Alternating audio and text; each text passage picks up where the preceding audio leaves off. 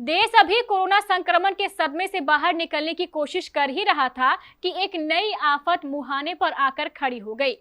पूर्वोत्तर के रास्ते अब बिहार में एक ऐसी संक्रमित मक्खी पहुंच गई है जिसका जहर लोगों को अंधेपन का शिकार बना सकता है। इस नई समस्या के कारण प्रशासन के भी हाथ पैर फूलने लगे हैं। आखिर कहां से आई है यह जहरीली मक्खी, संक्रमण के लक्षण और इसके बचाव के क्या हैं उपाय, जानिए सभी बातों को विस्तार से।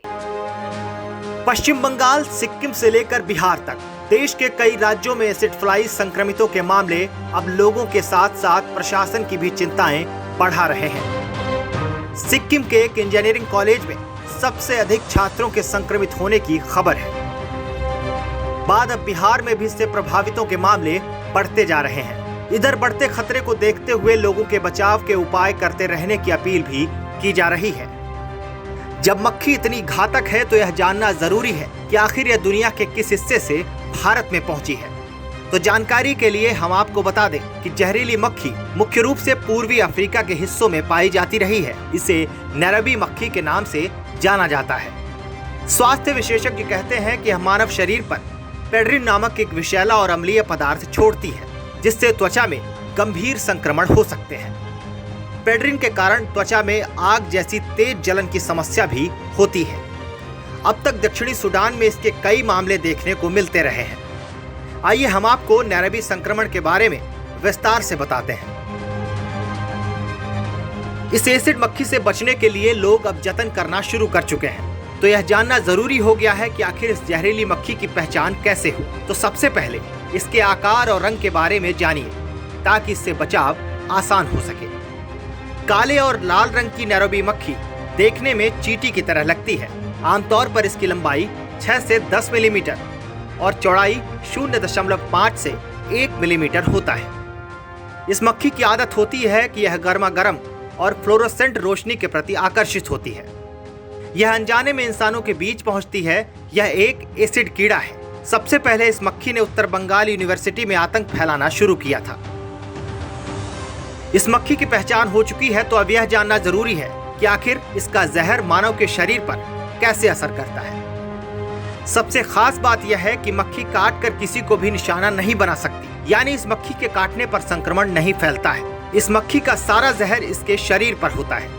अगर यह त्वचा के किसी भी हिस्से पर मसल दी जाए तो वह हिस्सा संक्रमित हो जाएगा और थोड़ी ही देर में त्वचा में पीले तरल पदार्थ से भरे हुए फफोले निकल आएंगे। यहाँ ध्यान रखने की बात यह है कि अगर मच्छी त्वचा पर बैठती है तो इसे किसी भी तरह से उड़ा देना ही बेहतर होगा, क्योंकि इसके अंदर का एसिड इतना खतरनाक होता है कि आंखों को मसलते वक्त अगर यह खतरनाक पेड्रिन आंखों तक पहुंच जाए तो कुछ ही देर में संक्रमित व्यक्ति अंधेपन का शिकार हो जाएगा। लोगों के लिए यह सलाह है कि शरीर पर बैठने या चिपकने पर अगर किसी को पता चलता है तो धीरे से इसे फूंक मारकर उड़ा देना चाहिए।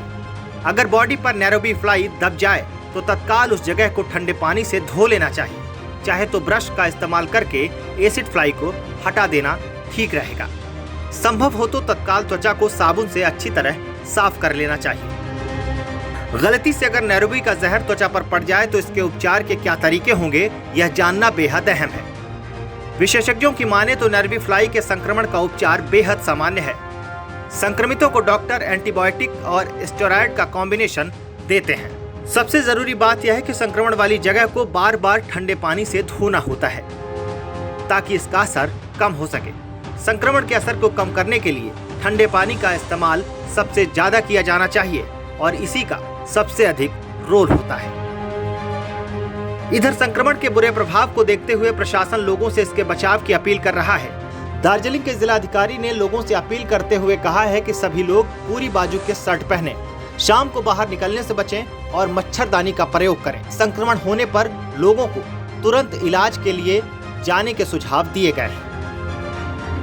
दरअसल पूर्वोत्तर और बिहार में बढ़ते संक्रमण को देखते हुए प्रशासन भी पूरी तरह से सक्रिय हो चुका है। लोगों को बचाव की अपील के साथ साथ इन मक्खियों के आगे बढ़ने के रोकने के उपाय भी किए जा रहे हैं। प्रशासनिक अमले के द्वारा अस्पतालों में इलाज संबंधी तैयारियों को पुख्ता रखने का प्रयास जारी है और इसके लिए दिशा निर्देश दिए जा चुके हैं। Bureau report, KBC news.